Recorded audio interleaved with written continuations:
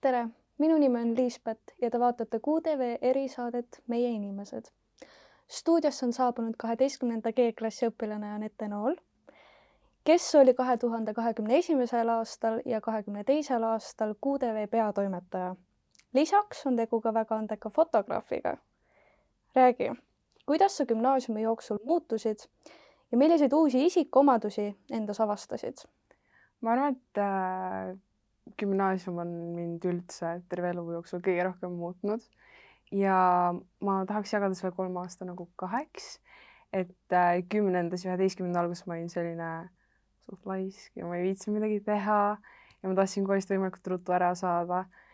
Aga see teine pool oli nagu see, kus ma saan aru, et oota, kui ma saan teha seda, mis mulle meeldib, siis ma saan olla produktiivne ja ma nagu võin olla ka teistsugune. Kuidas mõtestasid õppetööd, olles ise loominguline inimene?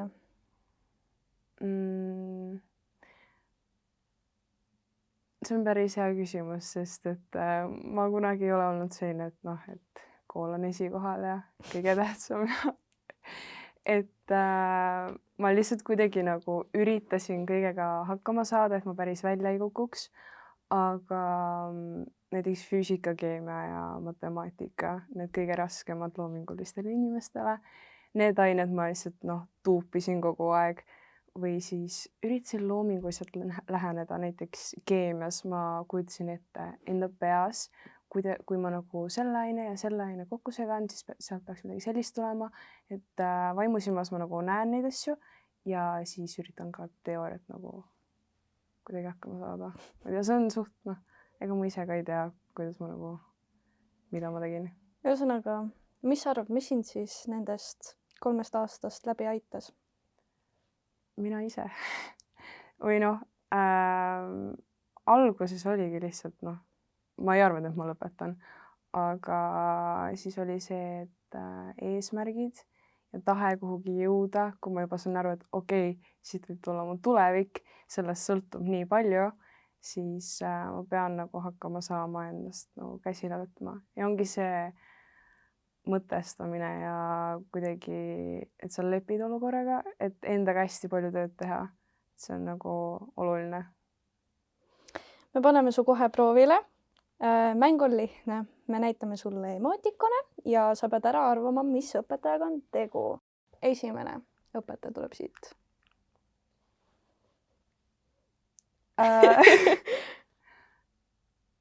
Ahah, okei. No ma tahaks öelda, et see on meie endine muusikaõpetaja Mari Adamson. Täitsa õige. Sest see on see tita, aga sest kassist mul aru ei saa. Ma võin sulle isegi öelda, see kass on see, et tal on kodus üks kiisu. Et sellest. Nii, järgmine õpetaja. Siin on nüüd 2 varianti. Kas see on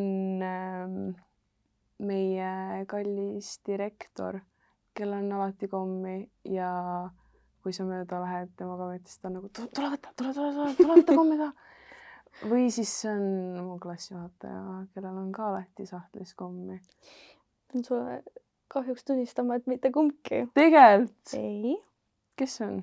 No ütleme nüüd, et seal on 2 emootikoni, siis üks on eesnimi ja teine on perekonnanimi. Et ära seda viimast kui tegevust võta rohkem, ma arvan.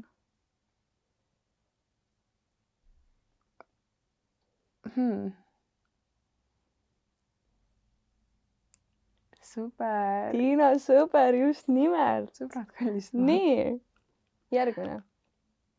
Sõnaloo. Kuidas nii kiiresti? Ei, see esimene pilt või teine. Ei, see on kohe näha. Okei, järgmine. See kaartab mind veits segadusse. Ma tahaks öelda, et see on mees. Ma ei tea meesõpetajaid, aga prillid hinnav või? Ei. Ma võin sulle anda nii palju vihjeks, et annab juriidika moodulit ja ajalugu. Jekki. Ja viimane. Ruuder. Täpselt nii. Lähme küsimustega edasi siis. No ma ausad, kas sa eelistad rohkem pildistada või filmida? Tead, ma ütlen ausalt, ma kartsin seda küsimust, sest mulle hästi palju küsitakse seda ja ma kunagi ei oska vastata sellele. Aga eks ma selles mõttes tunnen ennast kindlamalt, kui ma ikkagi pildistan, sest ma olen seda kauem teinud. Aga samas nüüd, kus ma avastan seda filmimist, siis harjutamine teeb meistriks ja ma olen nõus selle riski võtma, et ma põrun, aga peast ma saaks seda teha. Et pigem filmimist. Jah. Oled tihti nähtud kaamerataguses olekus. Kuidas sa aga enda armastuse kaamerate ja filmide osas avastasid? No kaamerad, nii palju kui ma mäletan, on kogu aeg minu elus olnud. Mu õde tegeles fotograafiaga, isa, vanaisa. Aga no ma ei tea, see pigem tuli ikkagi 11, siis kui meil oli see esimene meedialaager Nõiariigis ja me saime teha esimest lühifilmi. Siis oli see hetk, kus ma olin nagu, oh my god, see on minu koht ja see mulle meeldib. Ja siis ma hakkasin ka rohkem filme vaatama ja hoopis teise pilguga. Ja see üldse siis sellel kursusel me õppisime hästi palju filmide kohta. Siis ma olin, wow, see on kunst. Sa olid nüüd aasta aega Petersoni QTV peatoimetaja koos Gretega. Milline oli sinu ja Grete dünaamika? Kuidas te üksteist toetasite ja mida sa sooviksid temalt üle võtta ja õppida? Ma arvan, et Grete ütles nagu päris hästi kõik, mis ma mõtlesin välja. Okei, mõningad asjad olid natuke palju. Aga selles mõttes ongi ekstrovert ja introvert, vaata. Selles mõttes teoorias peaks nagu toimima. Ja meil oli paremaid aegu, halvemaid aegu, aga meil oli ikka nagu kogu aeg see, et me suutsime nagu üksteist kuidagi hoida ja töö ilusti ära teha. Aga Grete on nagu, ta on nii aktiivne. Ja vahepeal ma tahaks ka lihtsalt, et ja see julgus, mis tal on, nagu mees.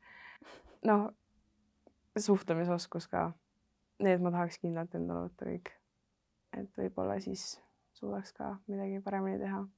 Aga ma arvan, et me saime päris hästi omavahel kõik hakkama. Mis värvi on sinu jaoks Petersoni kool? Sinine kindlalt. Miks sinine? Ma ei tea, see tuli üks hetk lihtsalt. Stuudiotiivanite pärast äkki? Võib-olla küll. Mingi hetk, ma ei tea, kõik olid sinised siin ja siis ma olin nagu okei. Ja siis ma hakkasin ka siniseid asju ostma alateadlikult. Ja siis ma sain, et okei, see vist tuleb Petersonist. Aga ma ei tea, sinine on üldse ilus värv ka. Taevas on ka sinine. Ilus. Kuidas tutvustaksid kooli uutele õpilastele ühe lausega? Ühe lausega? Ma ei tea. Petersoni kohta kehtib minu arust see, et kui sa midagi tahad, siis sa nagu ka saad selle. Et siin on nagu kõik võimalused sulle antud ja kui sul on see tahe midagi teha, saada, saavutada, siis kõik on võimalik ja nagu lihtsalt tule, tee. Ja see on hästi toetav seltskond ka igal pool. Seda tõesti. Kus me näeme sind 5 aasta pärast? Ma tahaks loota, et kus iganes ma ka ei oleks, ma olen õnnelik ja teen seda, mis mulle meeldib. Ja vaimselt võiks ka korras olla, sest vaimne tervis on väga oluline. Ja ma loodan, et ma olen lõpetamas ülikooli või juba lõpetanud ja maailma näinud ja elan oma parimat elu. Aitäh sulle! Täname, et vaatasite QTV erisaadet Meie inimesed. Kohtume juba järgmiste külalistega.